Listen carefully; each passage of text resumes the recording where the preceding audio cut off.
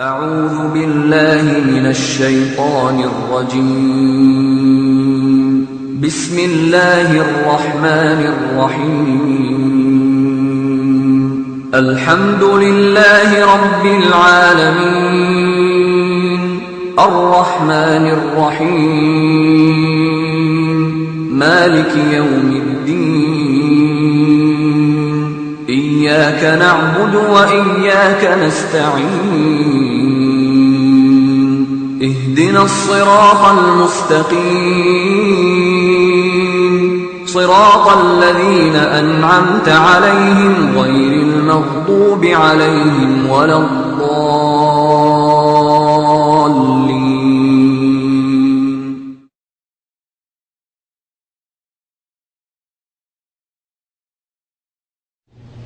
Laqad kana lakum fi Rasulillahi uswatun hasanah. Karena kita akan semalam bersama sunnah Rasul SAW. Laqad kana lakum fi Rasulillahi uswatun hasanah.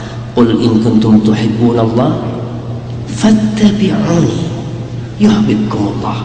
Laqad kana lakum fi Rasulillahi uswatun hasanah.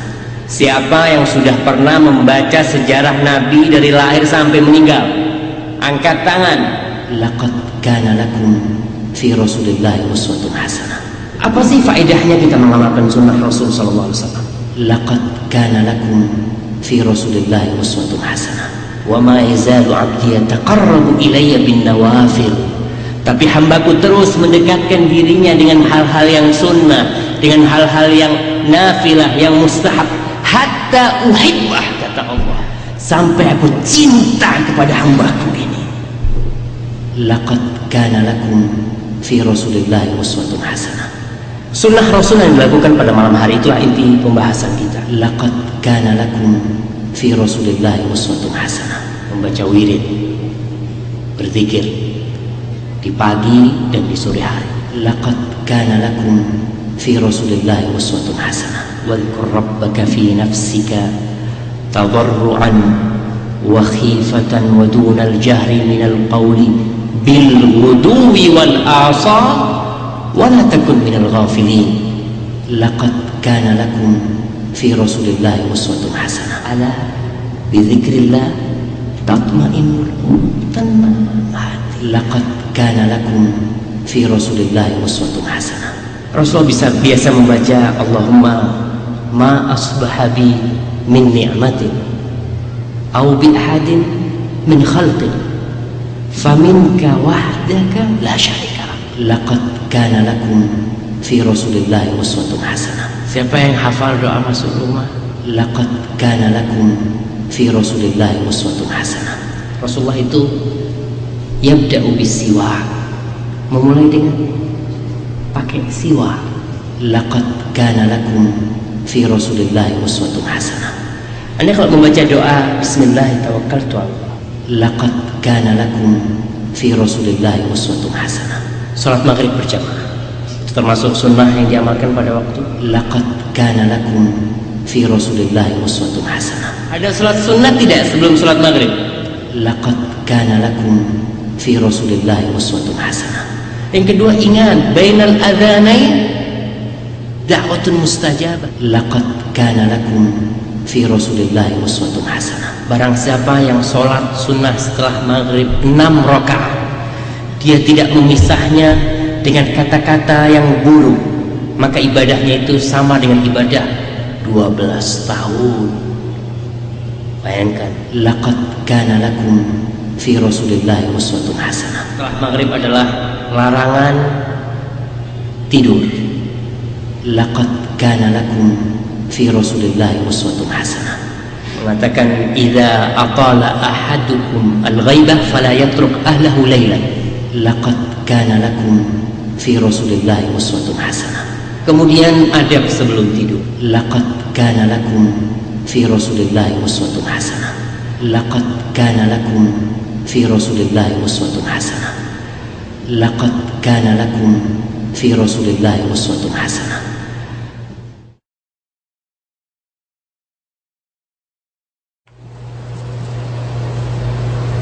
Alhamdulillah Rabbil Alamin.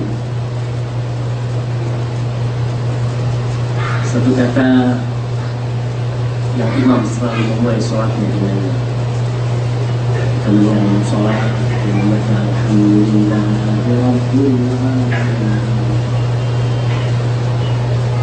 segala puji bagi Allah Subhanahu wa ta'ala Rabb semesta. Alhamdulillah. Satu kata para penceramah memulai khutbahnya, memulai ceramahnya dengan kata alhamdulillah. Alhamdulillah adalah kata yang kita biasa kalau ditanya kif hal, apa kabar, gimana keadaannya, kita pasti menjawab alhamdulillah. Karena memang hanya Allah yang pantas untuk dipuji, hanya yang layak untuk mendapatkan pujian dari kita, Allah Subhanahu wa ta'ala, yang nikmatnya tak terhingga, Allah Jalla Jalaluh, yang kebaikannya tak terhitungkan.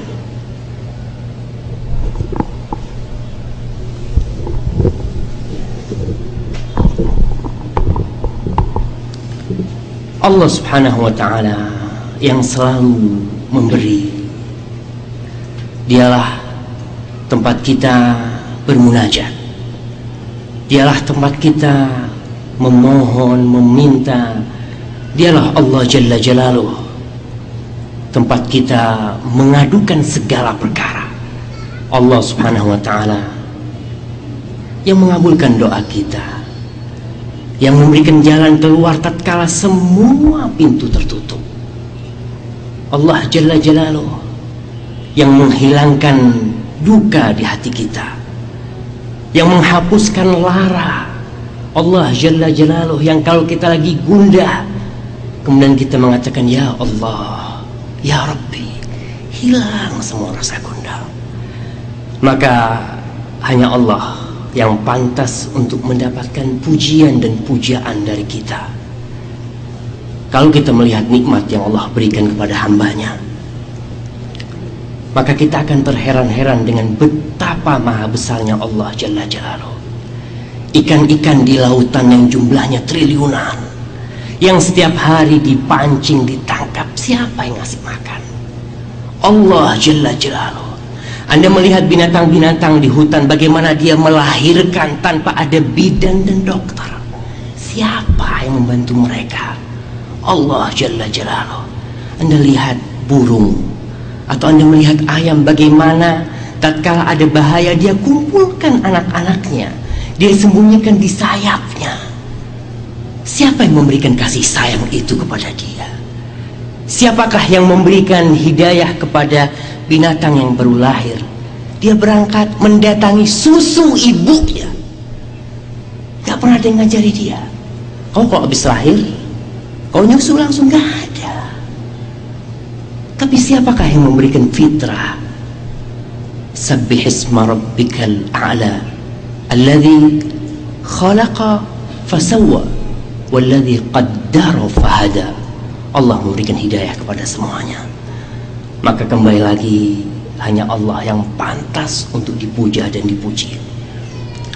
Para hadirin yang dimuliakan Allah Subhanahu wa ta'ala, salawat dan salam semoga selalu tercurahkan bagi baginda Nabi kita, yang banyak dari kita, yang banyak dari umat Islam insyaallah yang di sini nggak ada, yang mereka tidak mengenal Nabi kecuali namanya, yang dia tidak mengetahui perjalanan hidup Nabi kecuali beliau dilahirkan di tahun gajah.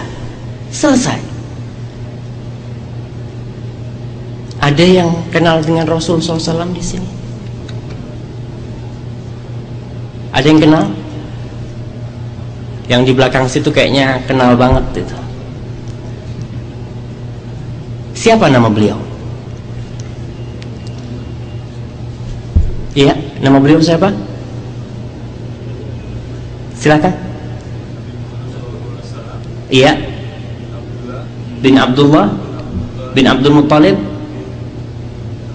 bin Hashim sampai bin Hashim cukup.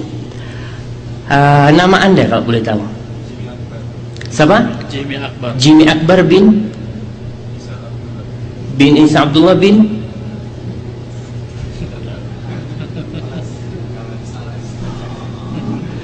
tapi alhamdulillah dia lebih kenal dengan nasab Rasul SAW daripada nasabnya sendiri. Tapi seorang muslim paling enggak dia belajar tahu, kata Rasul, ta'allamu min ansabikum ma tasilu bihi arhamakum, belajarlah nasab kalian agar kalian bisa menyambung tali silaturahmi.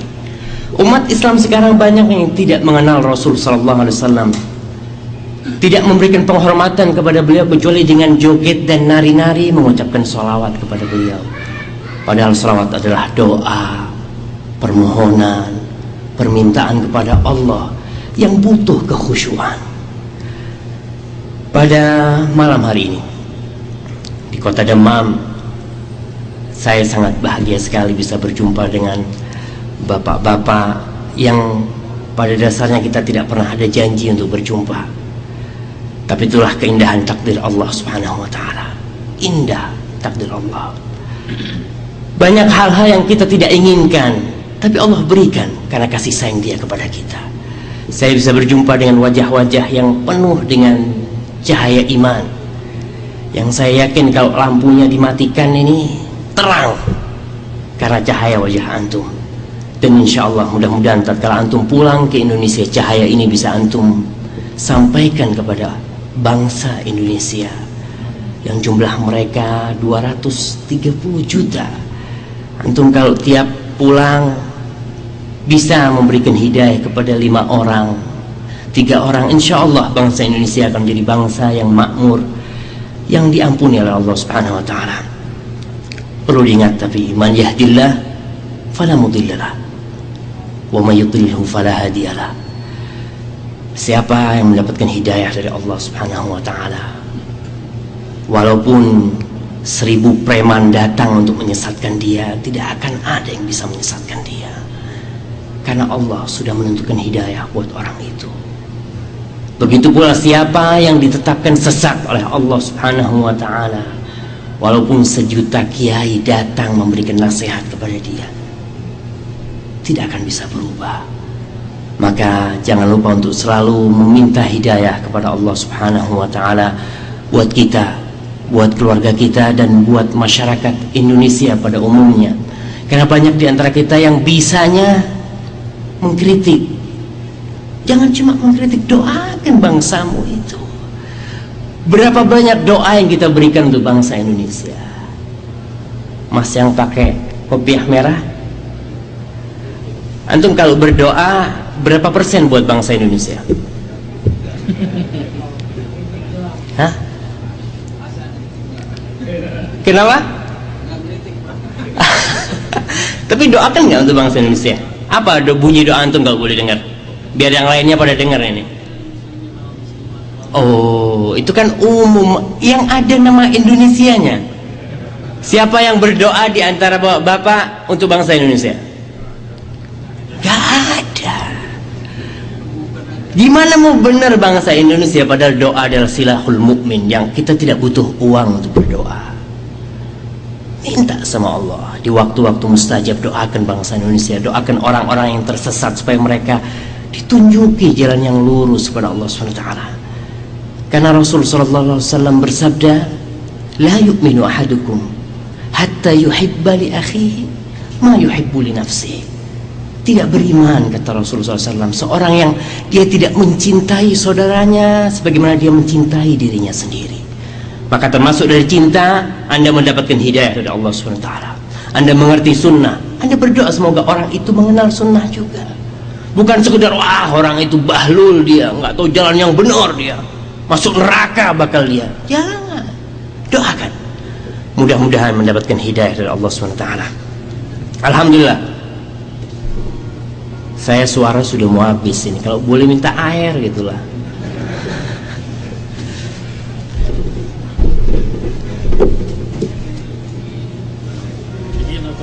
Nah, Adi, saya minta izin dulu ya untuk minum air.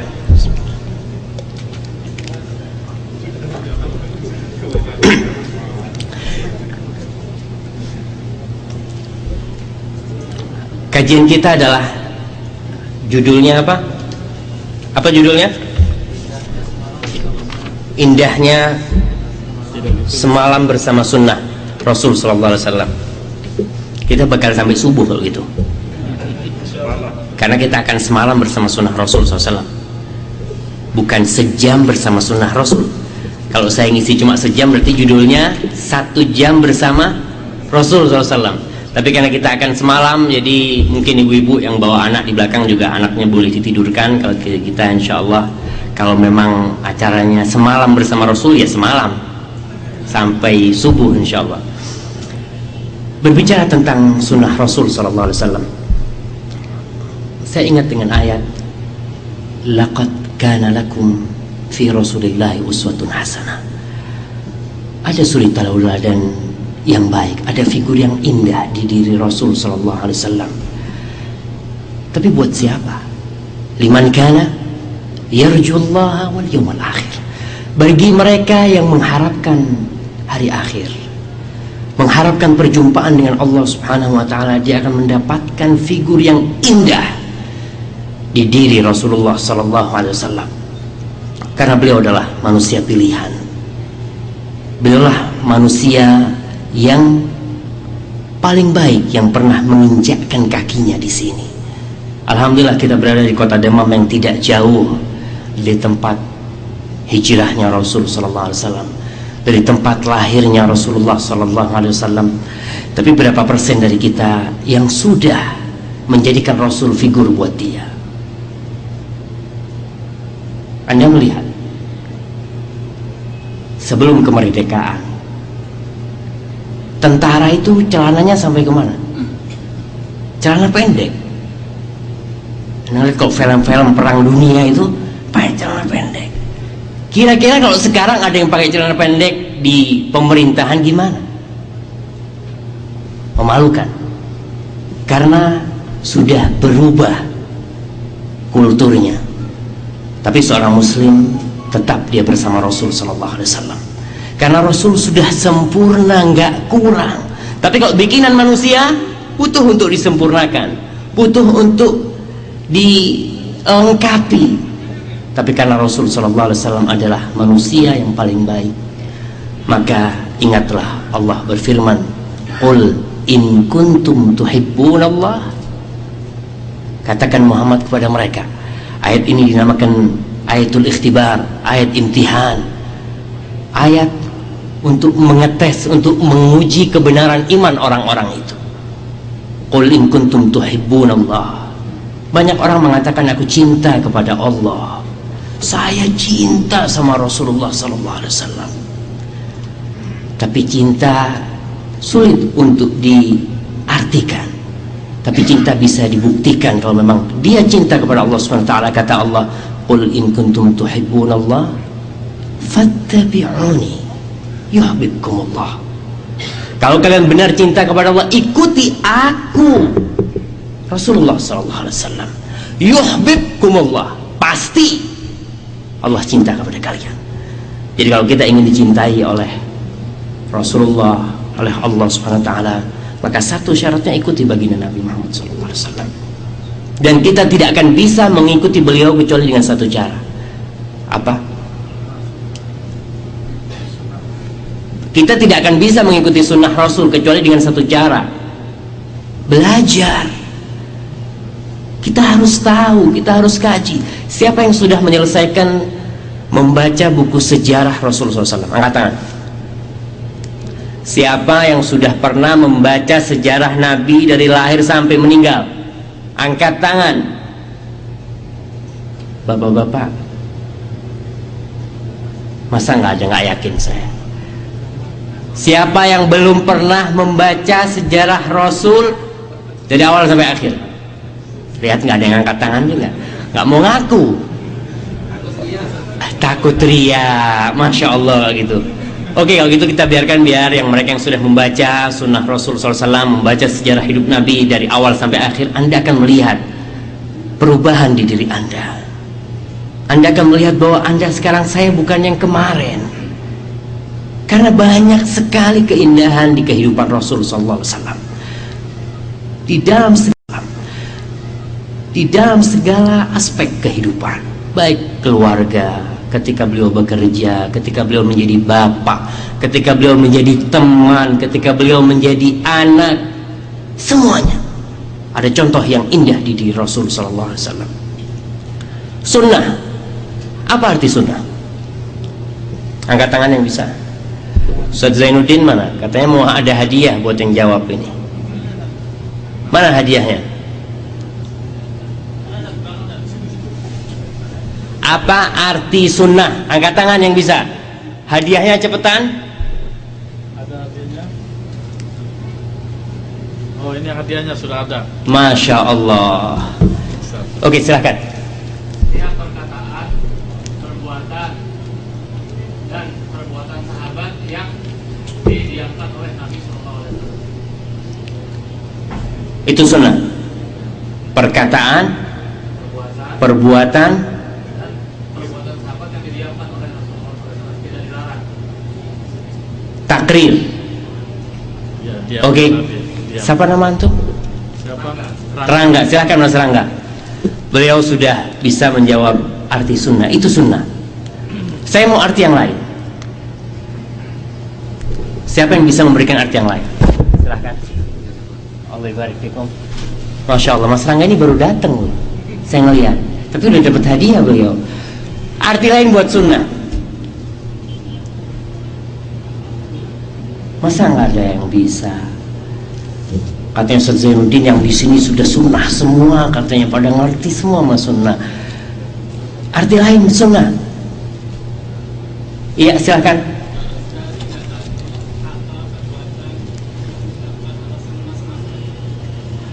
Itu sama dengan yang sampaikan Mas Rangga kira-kira. Yang lain arti sunnah. Iya. Segala perkataan, perbuatan, dan sifat jasmani dari Rasulullah SAW. Ya mirip lah, ada tambahan sikap jasmani. Yang lainnya, oke, saya bantu tapi nggak ada hadiahnya udah kalau dibantuin. Ada namanya sholat sunnah. Apa artinya sholat sunnah itu? Aku mau sholat sunnah kah? Iya.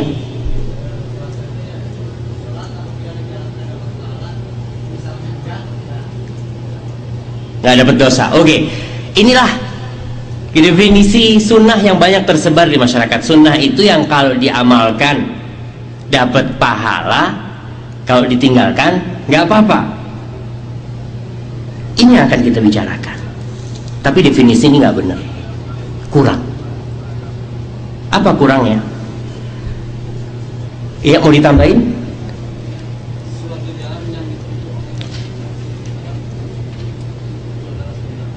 Iya, betul. Cuma di definisi ini yang sunnah yang artinya kalau diamalkan dapat pahala, kalau ditinggalkan nggak apa-apa. Definisi ini sangat kurang sekali sebenarnya.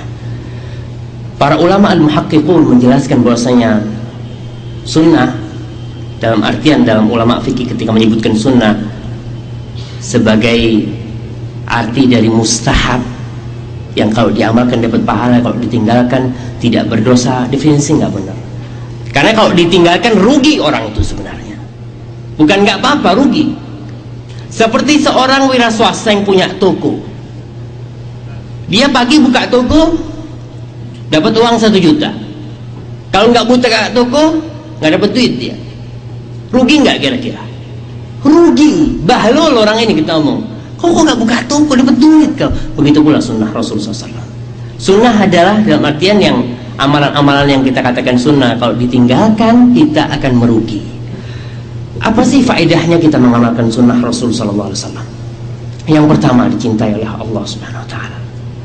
Sebagaimana ayat yang tadi dalam surat Ali Imran, "Qul in kuntum tuhibbunallaha fattabi'uni yuhibbukumullah." Dalam hadis qudsi yang diriwayatkan Imam Bukhari, Rasul sallallahu alaihi wasallam mengatakan, qala Allah Ta'ala, "Man adzali waliyan faqad adzantuhu bil harb." Barang siapa yang mengganggu dan menyakiti waliku, kekasih Allah Subhanahu wa taala, maka aku mengumumkan perang kepada orang itu. Maka wali Allah kualat. Orang yang benar-benar menyakiti wali Allah, benar Allah mengumumkan perang kepada dia yang benar-benar waliullah.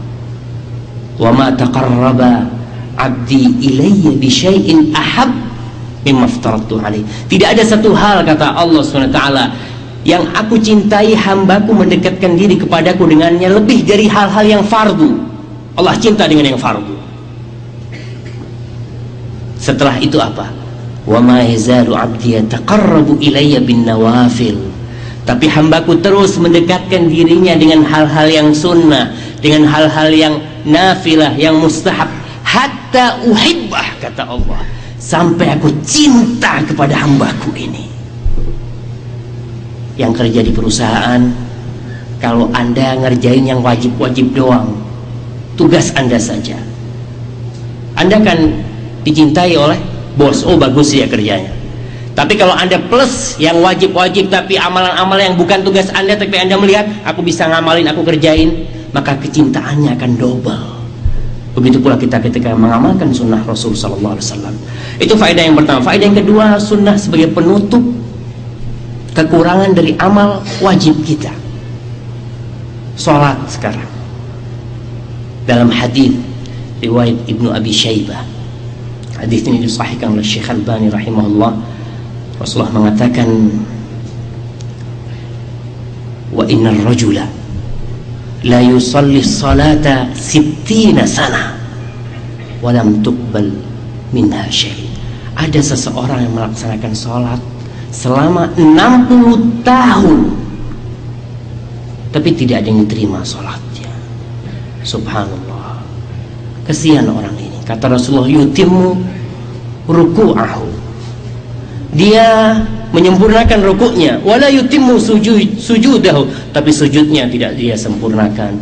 Begitu pula sujudnya sempurna, rukuknya tidak sempurna. Bahkan dalam hadis lain kata Rasulullah SAW yang maknanya, ada orang yang sholat yang diterima nisfuha, separuh yang dia terima dari sholatnya. Ada lagi yang cuma thuluthuha, sepertiga dari sholatnya yang diterima. Ada yang rub'uha, ada yang cuma seperempat, ada yang 1/5, 1/6, 1/7, ada yang nggak diterima sama sekali. Amalan sunnah itu adalah sebagai penyempurna ibadah kita. Awwalu ma yuhasabu bihil abdu yawmal qiyamah as-salah. Hamba di hari kiamat nanti yang akan dihisab pertama adalah tentang sholatnya. Ketika sholatnya sempurna, yang lain sempurna. Ketika nggak sempurna, Allah mengatakan hal li abdi min nawafil. Apakah hambaku punya amalan-amalan sunnah yang untuk menyempurnakan? Kalau ada, sempurnakan dengannya. Itulah faedah kita mengamalkan sunnah. Yang ketiga, mengamalkan sunnah menghindarkan kita dari perbuatan bid'ah. Karena apa? Manusia memiliki waktu 24 jam sehari semalam. Ketika dia punya waktu kosong, dia akan mengisinya dengan hal-hal yang mubah, atau dengan yang haram, atau dengan yang makruh, atau dengan yang sunnah. Ketika dia mengisi dengan yang sunnah, maka yang lain akan tertutup, nggak akan masuk hal-hal yang makruh dan haram. Tapi ketika sunnah itu ditinggalkan, maka Anda akan dalam keadaan kosong. Ketika itu syaitan akan masuk, sebagaimana akan kita kaji sebentar lagi. Kemudian yang keempat, mengamalkan sunnah adalah termasuk meninggikan dan mengagungkan syiar-syiar Allah SWT. Salat Id hukumnya apa? Sunnah. Tapi kita kalau tidak salat, kita tidak menghidupkan dan mengagungkan syiar-syiar Allah. Takbir umpamanya sunnah. Tapi kita kalau tidak mengikuti takbir, kita tidak mengagungkan syiar-syiar Allah. Wa may yu'azzim sya'airallahi fa innahu min taqwal qulub. Itu termasuk ketakwaan kita kepada Allah SWT. Sunnah Rasul yang dilakukan pada malam hari, itulah inti pembahasan kita. Saya menghadapi kesulitan untuk mengklasifikasikan mana yang khusus untuk malam hari, sampai saya mendapatkan sebuah kitab yang judulnya Akthar min alf sunnah fil yawmi wal laylah. Lebih dari 1000 sunnah dalam sehari semalam.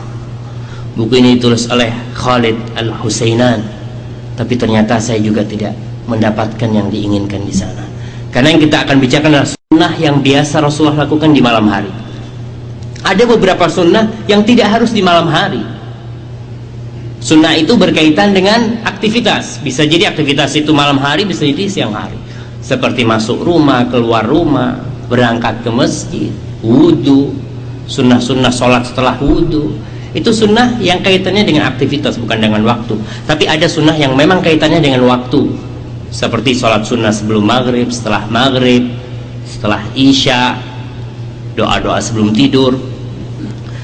Maka saya akan membahas yang pertama, sunnah yang biasa diamalkan oleh Rasul pada waktu sore hari adalah membaca wirid, berzikir di pagi dan di sore hari. Rasul sallallahu alaihi wasallam selalu mengisi waktunya dengan mengingat Allah Subhanahu wa taala. Allah berfirman, "Wadhkur rabbaka fi nafsika tadarruan wa khifatan wa dunal jahri minal qawli bil ghuduwi wal asal wa la takun minal ghafilin." Kata Allah, Muhammad, ingatlah kepada Tuhanmu di dirimu tadarruan, dengan penuh kekhusyuan, penuh ketundukan kepada Allah Subhanahu wa taala, wa khifatan, kita penuh dengan rasa takut dan harap kepada Allah Subhanahu wa taala, wa dunal jahri minal qaul, tidak usah keras-keras, tidak usah sampai orang kampung semua pakai mic ya, subhanallah, gak perlu orang kampung dong. Berzikir di dirimu, cukup kau yang mendengar. Wa dunal jahri minal qaul bil wuduwi wal asal, pada waktu awal hari dan di akhir hari. Dan seharusnya seorang muslim itu tidak cuma berdoa, tidak cuma berzikir kalau punya masalah. Banyak di antara kita kalau lagi susah, wiridnya habis asar nggak langsung turun dari masjid, subhanallah, subhanallah. Tapi kalau lagi seneng, assalamualaikum, assalamualaikum, alatul. Ini syukur, anda punya janji nih. Lagi susah, lupa sama janji semuanya. Dan itulah gunanya berzikir. Allah mengatakan, wala takun minal ghafilin, jangan kau menjadi orang-orang yang lengah, yang lalai. Zikir mengingatkan kita kepada Allah Subhanahu wa ta'ala, menyebabkan kita selalu dipantau oleh Allah Subhanahu wa ta'ala. Tatkala kita mengenal Allah dalam waktu susah, Allah akan kenal kita pada waktu. Tatkala kita mengenal Allah pada waktu suka, pada waktu kita bahagia, senang, Allah akan kenal kepada kita pada waktu kita susah. Maka membaca zikir, yang pertama, Allah tidak akan melupakan kita. Yang kedua, zikir adalah hisnul muslim, sebagai benteng untuk diri kita. Banyak orang terkena sihir, kemasukan jin. Kalau sudah kemasukan jin atau kena sihir, baru ribut cari orang yang meruqyah dia. Ketika sebelum itu di mana dia? Itulah gunanya zikir, mencegah lebih baik daripada mengobati. Orang kalau sudah kena sihir berbulan-bulan di ruqyah, tapi kalau sebelum itu dia mengobati, menjaga dirinya dengan zikir. Seorang ibu mengajari zikir kepada anaknya, dengan anaknya digendong dia, bacain zikir-zikir. Bapak juga seperti itu. Insya Allah akan selamat rumah kita dari hal-hal yang kita tidak inginkan. Yang pertama, banyak sekali zikir-zikir yang dianjurkan oleh Rasulullah SAW untuk dibaca di sore hari dan pagi hari. Dan alhamdulillah di Saudi ini sudah banyak dicetak ya. Insyaallah, siapa yang sudah hafal zikir pagi sore? Siapa yang membaca nggak hafal? Cuma kalau baca itu kayak saya sekarang ini pegang naskah baca. Siapa yang membaca rutin zikir pagi sore? Apa yang Anda rasakan setelah Anda membaca itu? Kalau suatu hari Anda lupa tidak membaca, apa yang Anda rasakan? Gelisah. Itulah. Orang akan mengetahui makna ketenangan ketika dia mendapatkannya. Jadi orang biasa tenang, tahu-tahu gelisah, dia tahu ada yang kurang dari dirinya. Salah satu kekurangan itu adalah dengan tidak berzikir. Tapi orang biasa gelisah terus, nggak merasa gue dari dulu nggak zikir juga seperti ini. Karena tiap hari seperti itu dia. Tapi orang yang mendapatkan nikmat dari Allah SWT, salah satunya nikmat batin ya, nikmat hati. Karena letak kebahagiaan itu di mana? Di mana letak kebahagiaan? Di hati. Kalau letak kebahagiaan itu di harta, kesian banyak orang yang nggak bahagia. Tapi karena Allah meletakkan kebahagiaan itu di hati, semua orang bisa bahagia. Semuanya. Karena semua orang punya hati. Gak ada di dunia ini orang yang punya hati. Tapi orang yang gak punya duit banyak. Itulah rahmat Allah. Semua orang punya hati. Dan zikir termasuk. Ala bizikrillah tatmainnul qulub. Tenang hati. Salah satu yang dibaca oleh Rasulullah SAW, supaya saya gak jauh-jauh, saya akan membacakan. Waktu saya tinggal 30 menit. Rasulullah biasa membaca Allahumma ma asbahabi min ni'matin au bi ahadin min khalqin faminka wahdaka la syarika lak. Kata Rasul, barang siapa yang membaca ini maka dia telah melaksanakan syukur dia pada hari itu. Apa arti doa ini? Allahumma ma asbahabi min ni'matin, ya Allah pada pagi hari ini. Kalau pagi, kalau sore Allahumma ma amsabi, pada sore hari ini Allah tidak ada nikmat yang ada pada diriku dan pada semua hambamu, semua makhluk ciptaanmu kecuali darimu ya Allah. Suatu pengakuan yang sudah nggak ada lagi Allah yang ada pada diriku, yang ada pada istriku, yang kau berikan kepada anakku, yang kau berikan kepada tetanggaku, yang kau berikan kepada orang-orang semua di dunia ini dari kau ya Allah. Faminka wahdaka la syarika lak walakal hamdu walakal syukur. Maka bagimu segala puji dan syukur. Itu Anda akan rasakan ketika Anda membaca ini, ya Allah, betul nikmat ini dari kau. Kalau kau tidak berkehendak, aku nggak bisa merasakan nikmat ini. Dan nikmat rasa sehat yang kita rasakan itu juga nikmat dari Allah SWT. Di antara doa lainnya yang dibaca oleh Rasulullah SAW adalah, ada seorang sahabat yang datang kepada Rasulullah SAW disengat kala jengking. Kita lihat tentara Allah ini banyak sekali. Semut itu juga tentara Allah. Mungkin Anda tidur tahu-tahu masuk ke telinga Anda harus ke dokter spesialis telinga mengeluarkan semut itu. Maka kita harus memohon kepada Allah supaya kita dijaga dari ciptaan-ciptaan Allah ini. Sahabat datang, ya Rasulullah, aku kemarin disengat kala jengking, katanya. Ama annaka lahu qulta, andai kata kau membaca atau berkata a'udzu bikalimatillahi tammati min syarri ma khalaq, ya Allah aku berlindung dengan kata-katamu, dengan kalimat-kalimatmu yang sempurna dari kejahatan segala ciptaan Allah, maka kau tidak akan disengat kala jengking. Siapa yang baca ini? Insyaallah banyak, karena semuanya takut disengat kala jengking. Ingat, cobalah kita membaca hal ini. Anda jangan cuma membaca untuk diri Anda, anak Anda. Siapa tahu kadang-kala Anda meninggal, anak Anda ada ular di rumah, gigit anak Anda. Maka bacain. Rasulullah SAW juga biasa membacakan ini kepada cucunya Hasan dan Husain. Itu Rasulullah. Rasulullah masih berdoa memohon kepada Allah yang sudah dijaga oleh Allah SWT, yang sudah paling sempurna amalannya. Bagaimana dengan kita?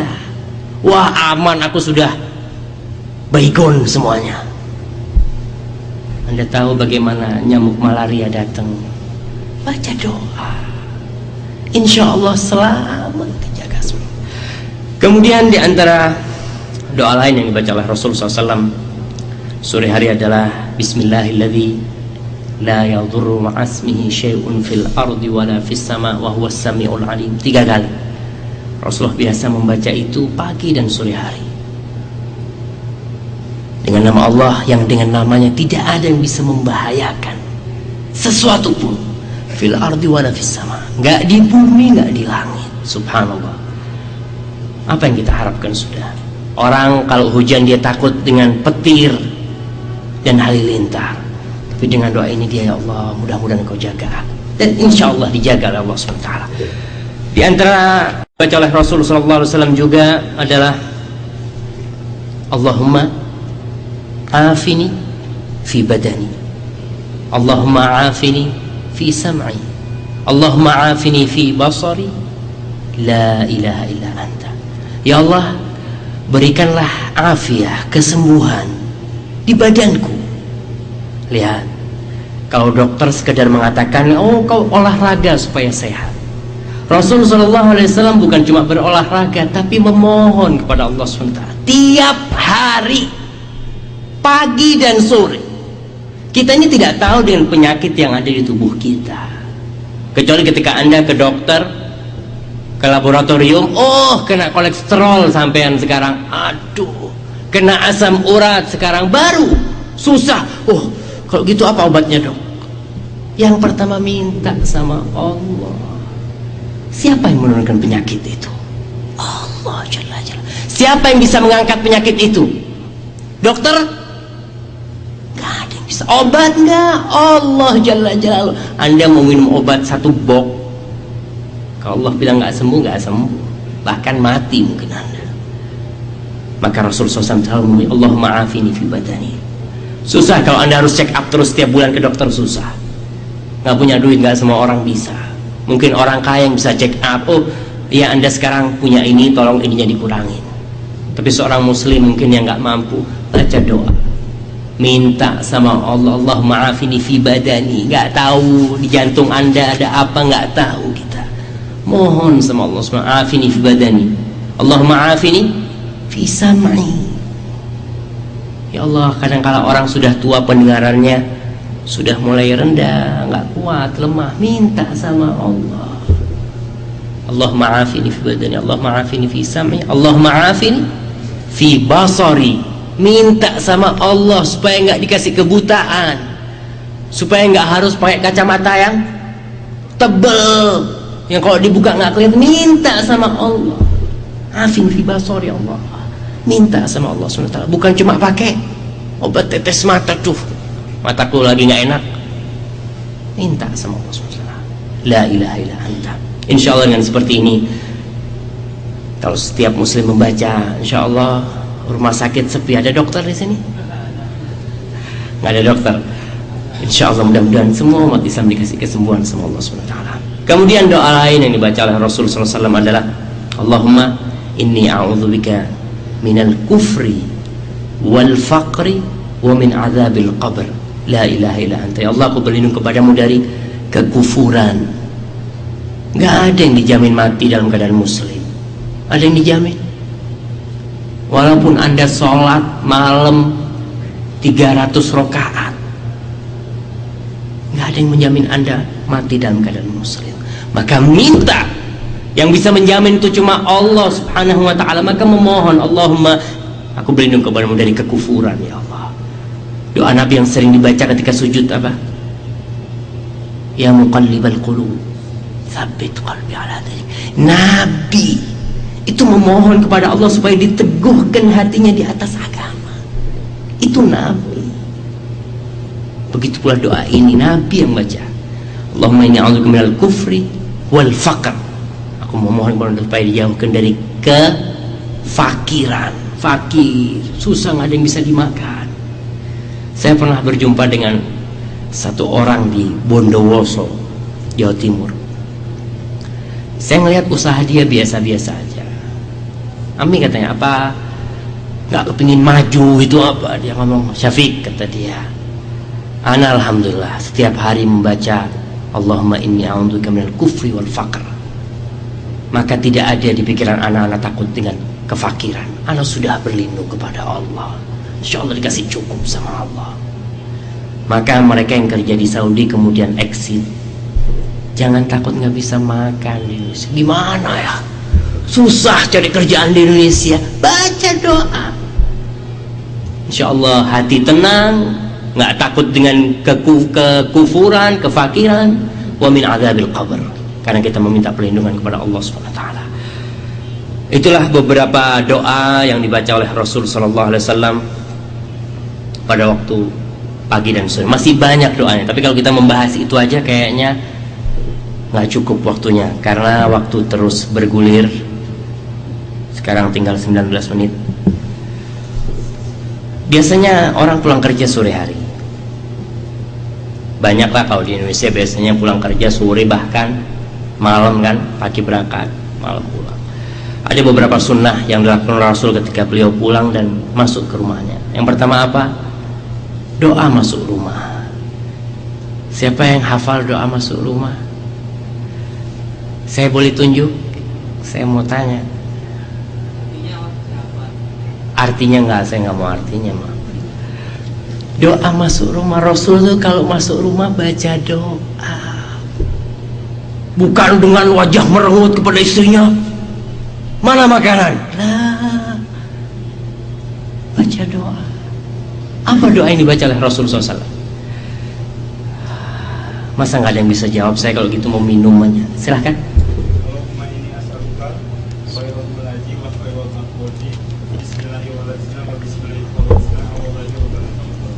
Iya, sahih. Yang pendek, Bismillahi walajna, ya Allah dengan namamu aku masuk rumah.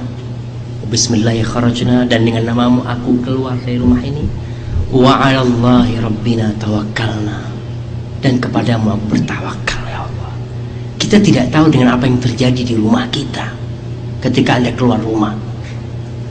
Ada yang menjamin Anda masuk rumah Anda, tahu-tahu keluarga Anda semua sudah dibantai sama rampok. Banyak kejadian di Jakarta hal itu. Tahu-tahu masuk rumah, fulan sudah mati, stres akhirnya. Ada yang sampai gila. Tapi ketika Anda membaca doa, wa 'alallahi rabbina tawakkalna ya Allah, aku serahkan semua kepadamu ya Allah, aku bertawakal kepadamu. Tenang hati Anda dengan apa yang terjadi di rumah.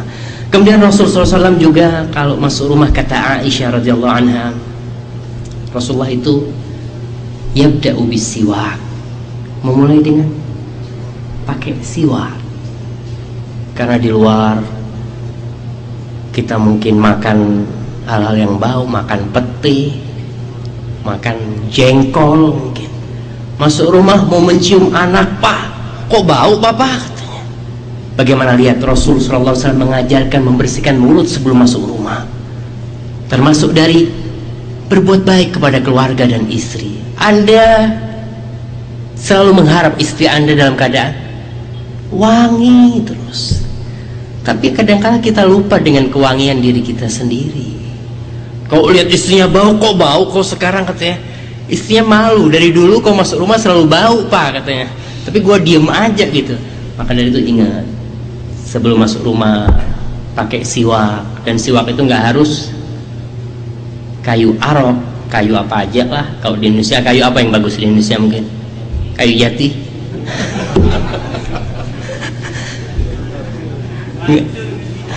Jadi nggak harus pakai kayu arok yang biasa dijual di sini, karena di Indonesia nggak ada. Pakai kayu apa aja. Yang jelas jangan sembarangan, karena bisa jadi ada yang beracun atau gimana, ada yang berbahaya dengan gigi. Carilah kayu dan sangat memberikan dorongan kepada umat. Apabila ada di antara umat Islam di Indonesia yang menemukan kayu siwak di Indonesia. Sampai sekarang ada yang menemukan belum kan? Di Indonesia itu banyak sekali pohon-pohon dan tumbuh-tumbuhan. Coba ada yang berusaha, apa kayu yang bagus untuk gigi umpamanya? Ada yang mau berusaha? Cobalah, ini PR buat bapak-bapak mungkin yang tertarik pulang ke Indonesia, dia ke hutan gitu, cari kayu-kayu yang mungkin bermanfaat. Rasulullah SAW masuk rumahnya dengan siwak, menjaga aroma mulut. Badan juga mungkin dengan hal itu bisa Anda masuk rumah pakai minyak wangi dulu, supaya bukan keringat yang dicium sama istrinya, sama anak-anaknya, tapi bau yang indah sekali dicintai oleh Rasul SAW. Kemudian kalau kita masuk rumah, kita juga akan keluar dari rumah itu, imam untuk sholat maghrib. Apa sekarang doa keluar rumah yang dibaca oleh Rasul SAW?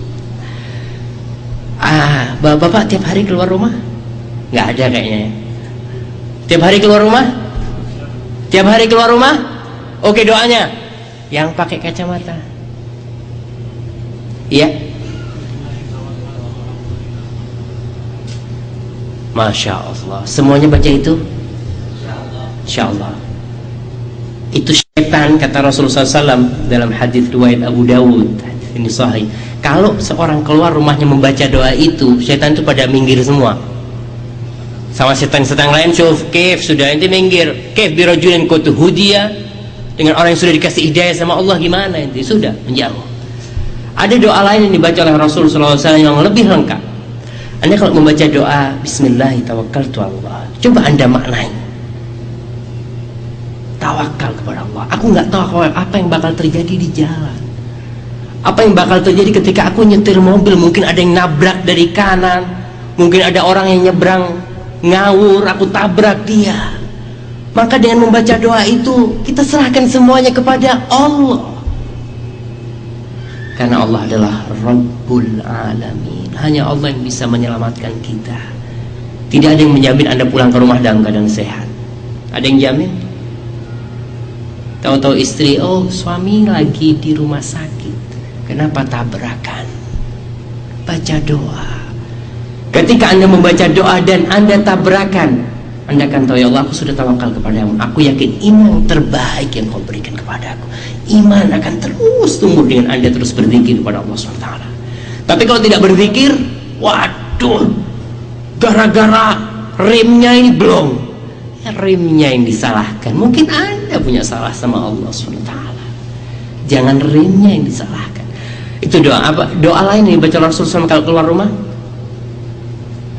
Allahumma inni a'udzubika an adilla au udhalla. Ya Allah, aku berlindung kepadamu, jangan sampai aku tersesat dan jangan sampai aku disesatkan. Au azilla au uzalla, jangan sampai aku terpeleset, aku dipelesetkan orang.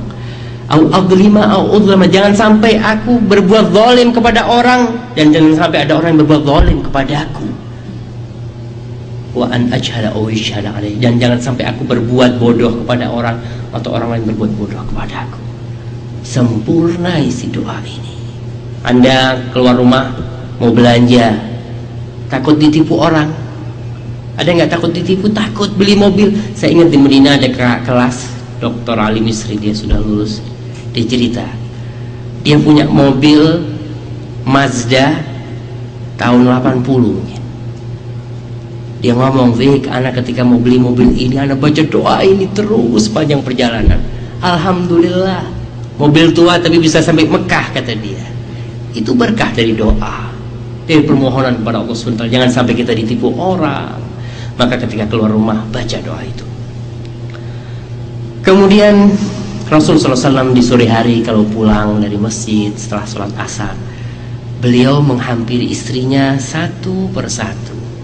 Datang ke rumah istrinya satu, tanya, ngobrol, nanti pindah ke rumah istrinya, diperiksa istri-istri beliau. Itu adalah bentuk kasih sayang baginda Nabi kepada istri-istrinya. Ada yang punya istri dua di sini? Ibu-ibu, maaf yang di sana, ada yang punya istri dua? Ada kayaknya. Cuma takut ketahuan istri. Tapi insya Allah ibu-ibu enggak semua yang di sini muwahhid. Mereka adalah orang-orang yang bertauhid, yang istrinya satu, karena istrinya arti tauhid itu satu gitu kan. Jadi semua pada bertauhid dalam artian istrinya semua satu. Anda harus memeriksa keadaan istri Anda. Jangan pulang kerja langsung ke tempatnya teman, pulang dulu ke rumah. Rasulullah mencontohkan hal ini. Datang ke istrinya, sebelum ada urusan lain tanya gimana semua kebutuhan rumah, sehat, lihat anak-anaknya. Mungkin sekarang sudah ada pakai HP di telepon, tapi lebih baik Anda datang melihat keadaan keluarga. Itu salah satu hikmah yang Rasulullah ajarkan kepada umatnya. Kemudian sholat maghrib berjamaah, itu termasuk sunnah yang diamalkan pada waktu sore hari. Anda pulang kerja, pulang sampai rumah dalam keadaan capek, mandi, dengar azan, panggilan Allah, hayya 'alas shalah, hayya 'alas shalah, hayya 'alal falah. Subhanallah, panggilan itu bukan panggilan bos Anda. Anda kalau ditelepon sama bos baru masuk rumah, balik ke pabrik, balik bos, balik. Tapi kenapa kata tatkala Allah yang memanggil, hayya 'alas shalah, ayo datang ke rumahku, kata Allah. Tinggalkan semuanya. Anda mandi bersih, Anda akan bertemu dengan Raja Maharaja. Allah SWT yang memiliki segala-galanya. Anda tinggalkan sejenak dunia Anda di belakang, Anda datang ke masjid. Setiap langkah Anda Allah angkat satu derajat, Allah hapuskan dosa. Subhanallah. Warajul mazala fi shalah, orang itu akan dalam keadaan sholat sampai sholat yang akan datang ke masjid. Di masjid apa yang kita lakukan? Sholat tahiyatul masjid. Ada sholat sunnah nggak sebelum sholat maghrib? Ada sholat sunnah belum? Ada sholat sunnah tidak sebelum sholat maghrib? Ada? Berapa rakaat? 2 rakaat? Betul? Di Indonesia kita ngelihat biasanya orang kalau ke masjid, Anda melihat kalau maghrib itu masuk masjid langsung duduk. Banyak sekali mereka yang tidak tahu sunnah, bagaimana sunnah masuk masjid. Yang pertama sunnah tahiyatul masjid, kemudian sholat sunnah sebelum maghrib. Kata Rasulullah SAW dalam hadis riwayat Abu Dawud, sallu qabla al-maghrib, sholat sebelum maghrib. Kata Rasul, sholat sebelum maghrib liman sya, bagi yang mau. Tidak termasuk sunnah rawatib yang ditekankan. Tapi kalau Anda masuk masjid, ingat ada tahiyatul masjid. Sekalian Anda gabungkan niat Anda dengan sunnah sebelum maghrib. Kemudian di masjid di Indonesia biasanya setelah sholat maghrib, apa yang Anda lihat? Apa? Nyanyi-nyanyi rame. Macam-macam lah, yang sholawat kepada Rasul sallallahu alaihi wasallam, zikir, pujian buat para sahabat, pujian buat Rasul sallallahu alaihi wasallam. Sebenarnya yang Rasulullah lakukan itu apa sih? Yang pertama sholat sunnah sebelum maghrib, itu disunahkan. Yang kedua, ingat, bainal adzanain da'watun mustajabah, ada doa mustajab di antara dua azan itu. Manfaatkan untuk berdoa. Orang keluar dari rumahnya, berangkat ke masjid, salah satu tujuannya apa? Mendapatkan ketenangan. Tapi sampai masjid mau berdoa ini rame sendiri, sallallahu ala Muhammad. Iya, sallallahu ala Muhammad, betul kita baca sholawat. Tapi jangan ganggu saudara Anda yang dia menjauhi kebisingan dunia, masuk ke masjid ingin ketenangan, kok malah diganggu dengan rame-rame seperti itu. Perlu adanya penyadaran, karena banyak saudara kita tidak tahu sunnahnya itu, tidak tahu apa yang harus dilakukan. Jangan menghakimi, menvonis, wah orang-orang itu memang nggak mau dikasih tahu. Belum dikasih tahu dia mengatakan seperti itu. Kasih tahu pelan-pelan. Rasulullah lakukan seperti ini. Kita datang dari rumah kepingin ketenangan. Orang sholat tahiyatul masjid, Rasulullah SAW itu melarang para sahabat membaca Quran keras-keras, karena bakal mengganggu saudara yang lain. Bismillahirrahmanirrahim, yang disini Yasin wal Quranil Hakim. Kita syuaya-syuaya Habibi gitu, pelan-pelan gitu kan, karena kita ingin ketenangan. Jadi berusaha yang pulang ke negeri kita untuk ngasih tahu mereka sunnah antara adzan dengan qomat sebelum maghrib, sholat sunnah, baca doa, waktu itu mustajab. Eman-eman banyak orang di Indonesia doanya setelah sholat. Memang boleh doa setelah sholat, bahkan kata Rasul sallallahu alaihi wasallam, fi duburi kulli salatin da'atun mustajabah, doa mustajab selesai sholat.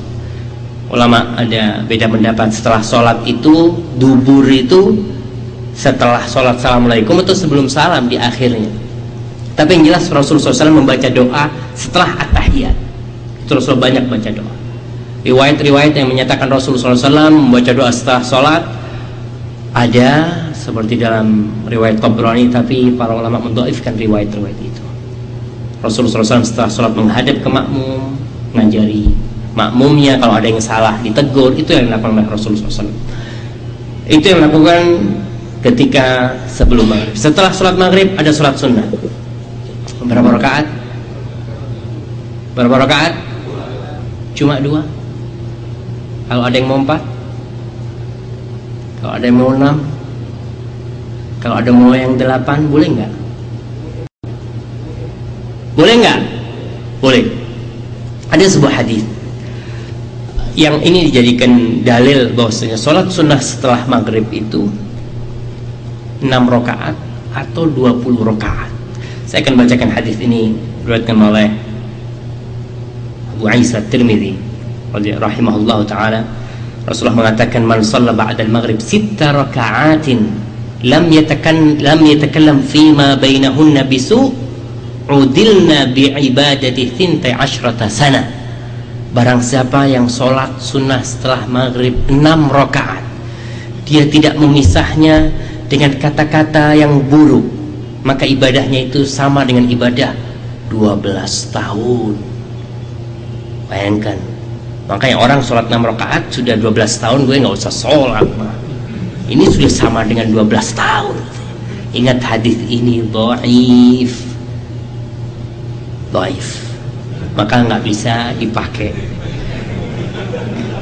Kemudian hadis lain diriwayatkan Abu Isa juga, ya, Rasulullah berkata sallallahu alaihi wasallam, man shalla ba'da al-maghrib 20 rak'ah, barang siapa yang salat setelah maghrib 20 rakaat, banallahu lahu baitan fil jannah, Allah akan membangunkan rumah bagi dia di surga.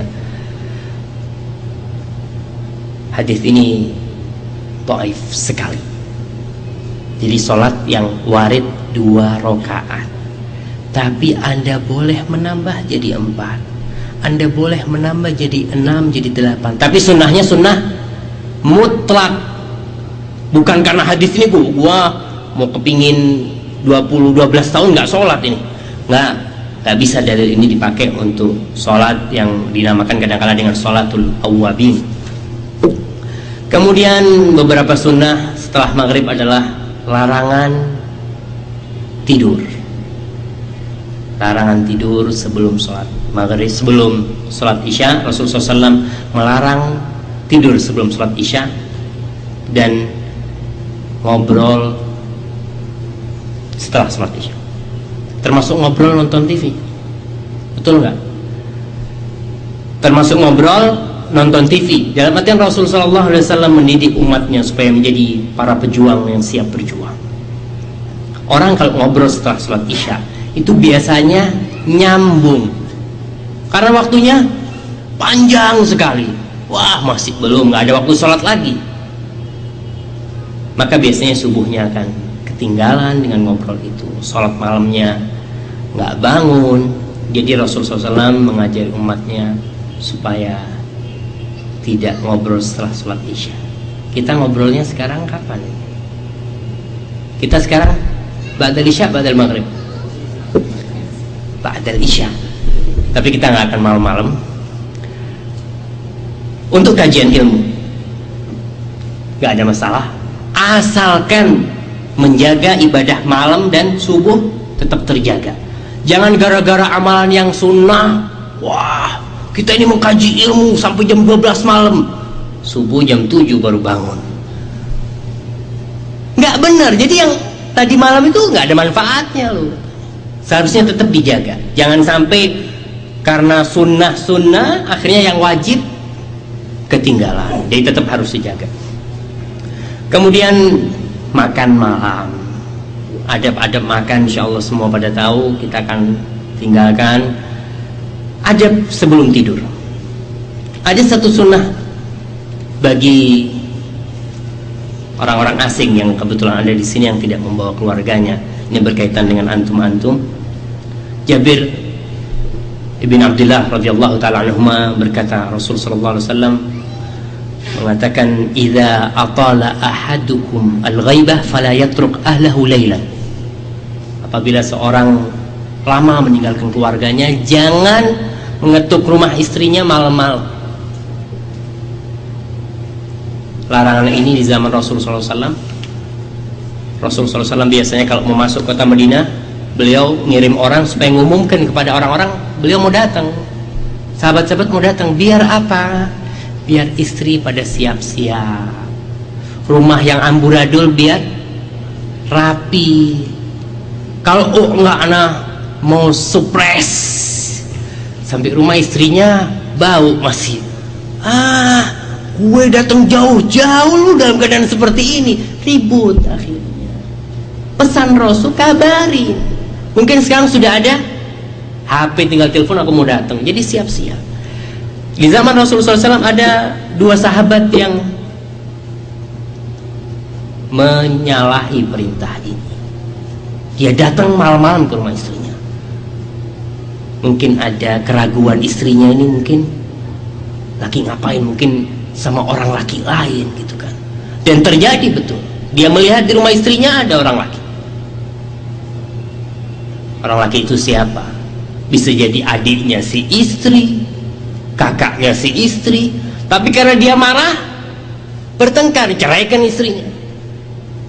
Itu salah satu akibat kita tidak mengikuti perintah Rasulullah SAW. Akhirnya sahabat itu mendapatkan bersama, ada dua sahabat mendapatkan bersama istrinya orang lain.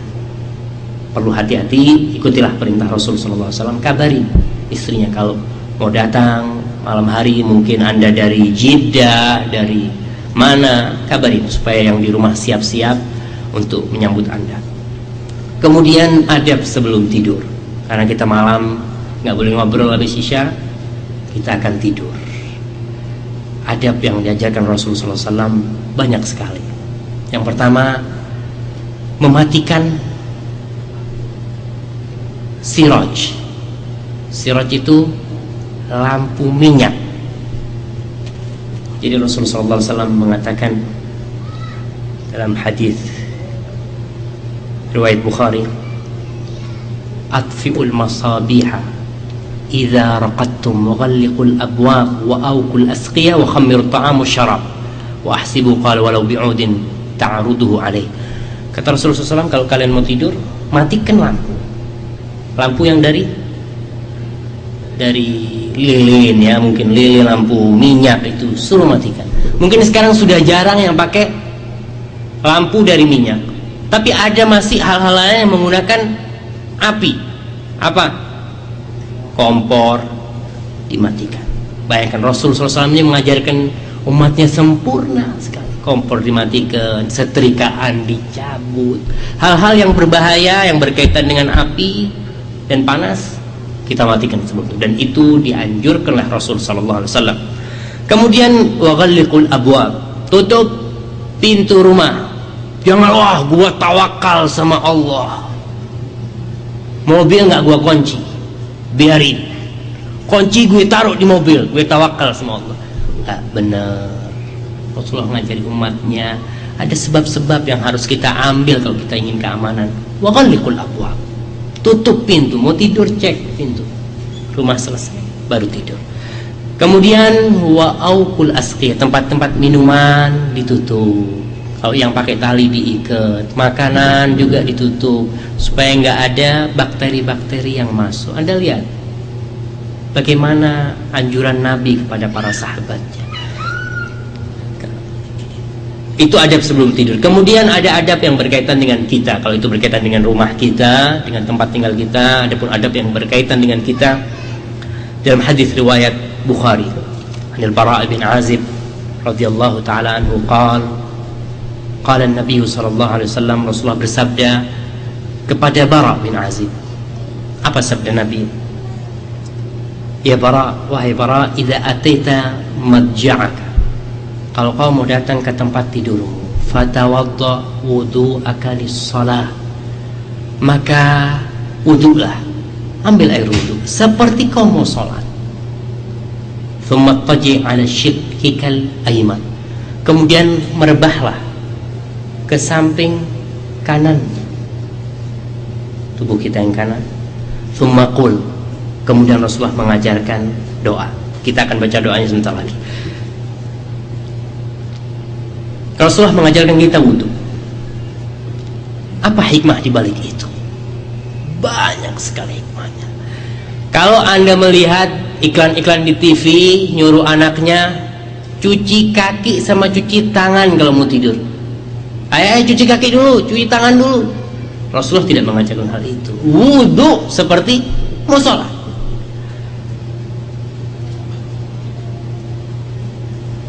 Bapak-bapak kita santai ya, karena waktunya sudah habis ini. Mau dilanjutkan atau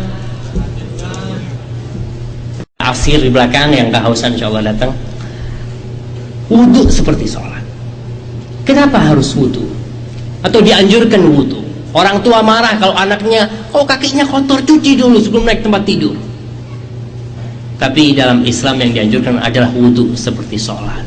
Wudu seperti cuci tangan dulu, kumur-kumur, istinsyak masukkan. Anda subhanallah, begitu sempurnanya Anda membersihkan wajah Anda, kumur-kumur, membersihkan mulut Anda yang setelah makan. Kalau mungkin sekarang disuruh sikat gigi sebelum tidur, Rasulullah sudah ngajarkan dulu 14 abad yang lalu. Kumur-kumur, supaya tidak ada bakteri di mulut Anda, yang Anda kalau tidur berjam-jam bakteri itu akan tinggal di sana, akan sakit gigi, penyakit yang macam-macam. Istinsyak, menghirup air kemudian mengeluarkan kembali. Karena selama Anda di luar kerja, ngobrol, Anda menghirup debu-debu.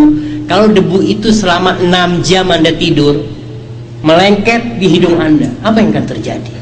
Rasulullah mengajarkan dibersihkan hidung, wajah. Kalau orang sekarang mau tidur pakai apa? Bukan masker mungkin, yang kayak odol itu, krim umpamanya. Dari dulu Rasul ngajarkan wudu, bersihkan pakai air. Soal bersih wajahmu, nggak perlu cuci muka ke salon. Sekarang Anda tahu kenapa orang butuh cuci muka ke salon? Karena banyak sunnah-sunnah Nabi yang nggak diamalkan. Itu debu sampai nempel 3 cm mungkin di wajahnya.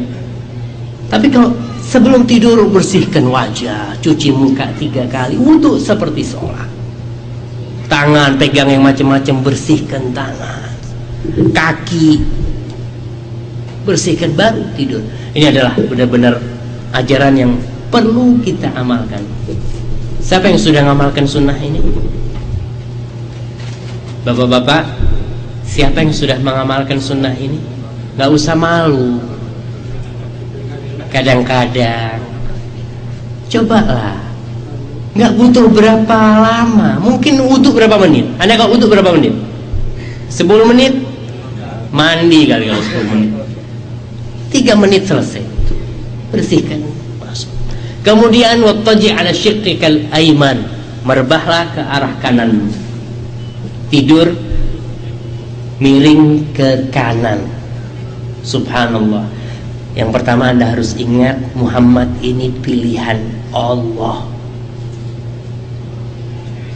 Kalau Anda melihat Muhammad dimasukkan ke 100 orang berpengaruh di dunia, gak butuh itu Muhammad.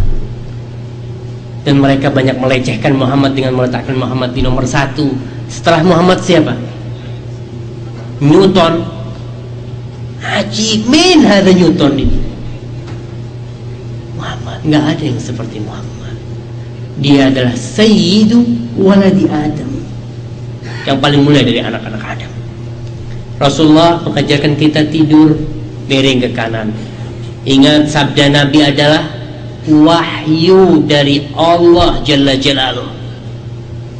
Miring ke kanan. Kenapa kok miring ke kanan? Siapa di antara yang hadir di sini yang pernah membaca manfaat tidur miring ke kanan? Tolong angkat tangan. Bagi-bagi ilmu. Barang siapa yang ditanya tentang ilmu kemudian disembunyikan. Ada mic nggak buat yang hadir ini biar yang lainnya dengar?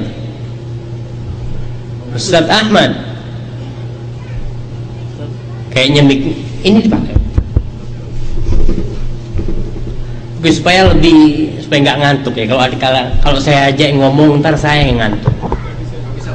Nggak bisa. Oke, kalau gitu silahkan.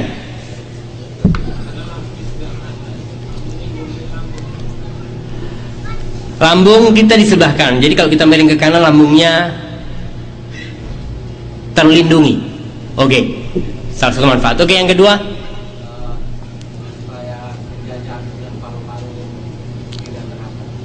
iya. Jadi saya bukan dokter, cuma saya membaca. Jadi ilmu yang saya dapatkan, bukan karena saya kuliah di kedokteran, jadi kalau salah tolong dibetulin. Saya membaca bahwasanya menjaga kesehatan jantung dan paru-paru. Paru-paru yang di kiri itu lebih kecil daripada yang di kanan. Kalau kita miring ke kiri, jantung itu akan jatuh ke paru-paru yang lebih kecil ini. Akhirnya berat kerjanya paru-paru karena tertindih oleh jantung. Kemudian letak jantung itu bukan di tengah, agak miring ke kiri. Sudah agak miring ke kiri, nindihin paru-paru lagi. Adapun kalau miring ke kanan, paru-paru kanan itu lebih besar dan tidak bermasalah kalau ditindih dengan jantung yang jaraknya jauh, tidak seperti jaraknya yang kiri. Itu salah satu manfaat untuk jantung dan untuk paru-paru. Jadi tidur miring itu ke kanan lebih sehat. Kemudian manfaat lainnya, siapa yang mau menambahkan yang pernah membaca? Oke, siapa yang sudah mengamalkan tidur miring ke kanan? Apa yang Anda rasakan? Lebih segar. Jadi beda tidur miring kiri atau miring kanan itu beda dengan tidur telentang. Tidur telentang, lidah kita akan menutupi tempat pernafasan karena jatuh ke belakang lidahnya itu. Sedangkan kalau miring, lidah nggak akan menutupi jalurnya pernafasan. Orang kalau tidur telentang biasanya mendengkur karena perjalanan nafasnya itu terhambat, lidah itu jatuh ke belakang gitu. Tapi kalau ke kiri tidak. Itu salah satu manfaatnya tidur miring. Kemudian ya masih banyak yang lainnya, tapi ada penelitian yang mengatakan bahwasanya ibu hamil itu lebih baik tidurnya telentang atau gimana, atau anak-anak lebih baik tidurnya tengkurap. Wallahu a'lam bishawab. Tetap wahyu ilahi itu lebih sempurna karena namanya penemuan. Iya, sekarang ngomongnya oh lebih baik tidur telentang. Iya, sekarang lu ngomong. Tahun depan ada penemuan baru, oh enggak, lebih baik tidur miring ke kanan. Tetap yang namanya penemuan manusia berkembang, tapi kalau wahyu ilahi sudah pasti. Dari siapa wahyu itu? Dari Sang Pencipta. Kemudian juga tidur miring itu menyebabkan lurusnya, mungkin tadi kalau bangun enak gitu ya, lurusnya tulang punggung itu menjadi lebih enak. Iklan-iklan di TV, iklan-iklan orang kalau jual bantal tidurnya kemana? Miring biasanya. Kemudian kalau tidur miring itu kaki lurus apa bengkok? Bengkok sedikit. Kenapa? Supaya perut tidak ketarik. Dan Anda melihat kalau dokter meriksa perut itu biasanya suruh tekuk kakinya sedikit, meriksa perut. Itulah manfaatnya. Beberapa manfaat, insya Allah masih banyak manfaat yang lainnya dari tidur miring. Tidur tengkurap dilarang oleh Rasul SAW. Pernah Rasulullah melihat sahabat yang tidur tengkurap di masjid, dan ini banyak orang Indonesia tidurnya tengkurap. Kapan Anda membuktikan hal ini? Kalau musim haji, mungkin di Damam jauh dari Medina ya, itu kalau di Masjid Nabawi jemaah-jemaah haji itu pada tengkurap tidurnya sama orang Arab. Liatin sama dia, nggak ngerti. Orang Arab mau ngomong bahasa Arab, ini nggak ngerti bahasa Arab kata dia. Cuma nggak boleh. Rasulullah melarang karena kata Rasulullah SAW, hadhihi dij'atun yubghiduha Allah. Tidur seperti yang dibenci sama Allah SWT. Dalam riwayat lain, tidur itu tidur jahannamiyah, tidurnya penghuni neraka. Bahayanya tidur tengkurap apa? Nafas jadi nggak lancar. Karena kan dada ini naik turun gitu. Tapi kalau Anda tengkurap, akhirnya yang naik turun apanya? Punggungnya akhirnya berat, dengan berat punggung itu sendiri. Kemudian iya, itu yang pertama Rasulullah SAW mengajarkan kepada kita untuk wudhu sebelum tidur. Yang kedua, tidur miring ke kanan. Kemudian yang ketiga, itulah keindahan Islam. Islam bukan cuma mengajarkan kesehatan jasmani, Islam juga memikirkan kesehatan rohani. Rasulullah mengajarkan membaca doa. Doa sebelum tidur banyak sekali. Bismillahirrahmanirrahim, ahya wa amut, Allahumma qini adzabaka yauma tab'atsu ibadak. Banyak lagi doa-doa yang lain. Di sini yang diajarkan oleh Rasul sallallahu alaihi wasallam untuk menyempurnakan kesehatan jasmani dan rohani. Yang diajarkan doanya, Allahumma aslamtu wajhi ilaik. Ya Allah, aku serahkan wajahku kepadamu. Wa fawwadtu amri ilaik, dan semua urusanku aku serahkan kepadamu. Wa alja'tu dhahri ilaik, dan punggungku aku sandarkan kepadamu. Raghbatan wa rahbatan, la malja wa la manja minka illa ilaik. Amantu bi kitabika alladhi anzalta wa bi nabiyyika alladhi arsalta. Orang kalau pulang kerja mau tidur tuh biasanya beban kerjaan dia itu penuh. Mikir mau tidur, ya Allah, utang belum dibayar, ya Allah. Banyak itu kerjaan belum selesai. Ini besok ada pertemuan, banyak beban-beban yang seharusnya tidur menjadi tempat untuk istirahat dan ketenangan, malah mimpi buruk Anda akhirnya. Di sini Islam mengajarkan baca doa, serahkan semuanya pada Allah SWT. Semuanya, aku, diriku ya Allah, semua urusanku aku serahkan kepadamu. Raghbatan wa rahbatan, karena aku takut dan mengharap kepada Allah. Kepada siapa kita mengharap yang akan menyelesaikan urusan kita kalau bukan Allah Subhanahu wa ta'ala? La malja wa la manja, tidak ada tempat untuk lari, tidak ada tempat untuk memohon pertolongan, untuk bersandar kecuali kepadamu ya Allah. Bayangkan, Anda tadi sudah sehat jasmani Anda, sekarang Anda ingin kesehatan di hati Anda, ingin tenang tidur, bangun kepingin seger. Amantu bi kitabika alladhi anzalta, aku beriman dengan kitab yang kau turunkan. Wa bi nabiyyika alladhi arsalta, dan dengan nabi yang kau utus ya Allah. Kata Rasul SAW, barang siapa yang berbuat ini, fa in mitta, kemudian mati pada waktu malam hari itu, mitta alal fitrah, mati dalam keadaan fitrah, karena urusannya sudah dia serahkan semuanya kepada Allah Subhanahu wa taala. Itulah faedah dari sunnah-sunnah Rasul sallallahu alaihi wasallam.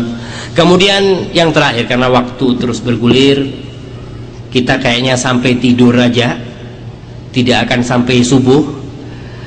Sunnah sebelum tidur juga disunahkan membaca Subhanallah berapa kali? Alhamdulillah berapa kali?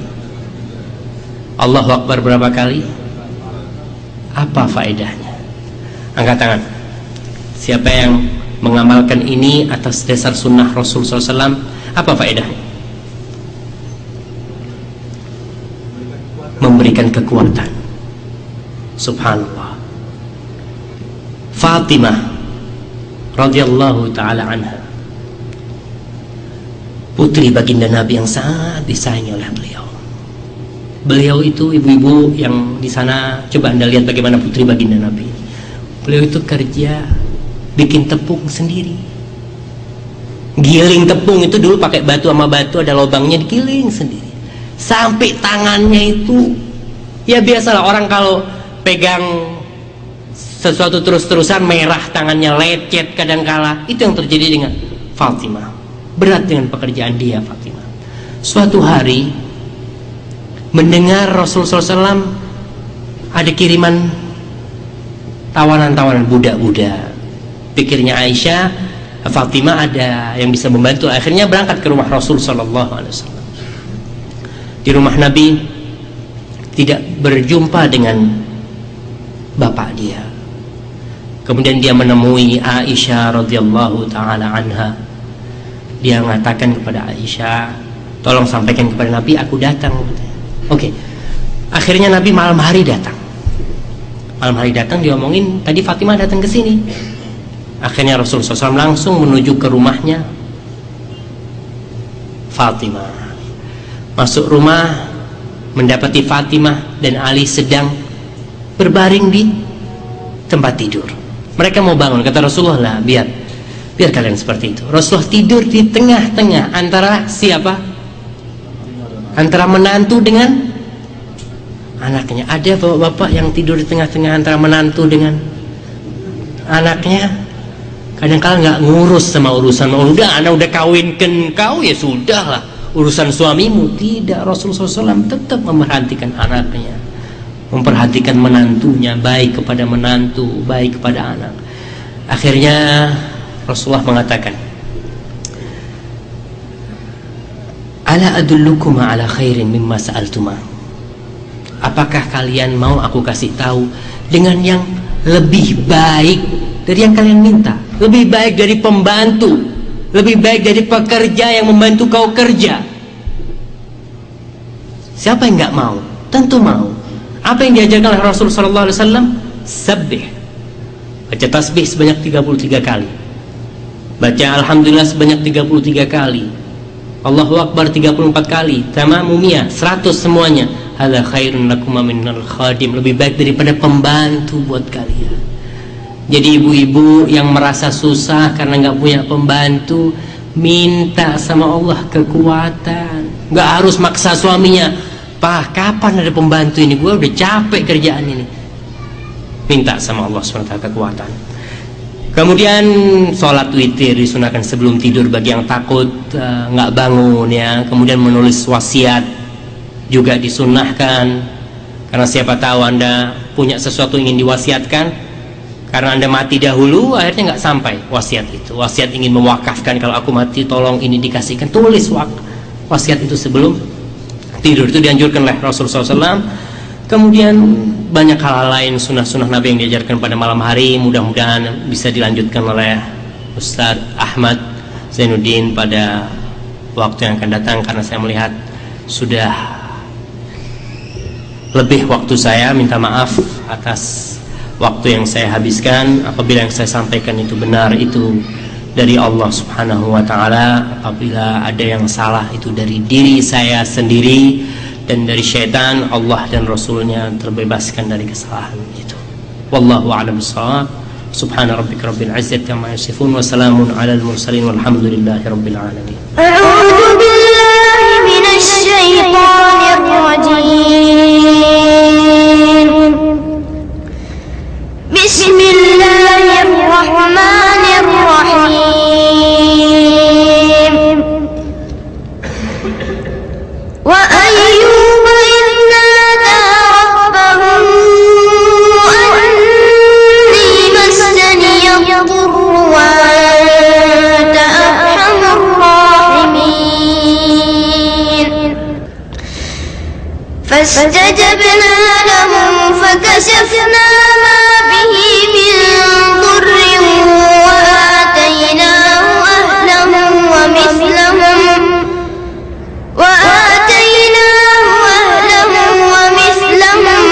ma'ahum rahmatan min 'indina wa dhikra lil 'abidin. Wa Ismail wa Idris wa dhal kifli kullun minas sabirin. Wa adkhalnahum fi rahmatina innahum minas salihin. Wa dhannuni idh dhahaba mughadiban fadhanna an lan naqdira alayhi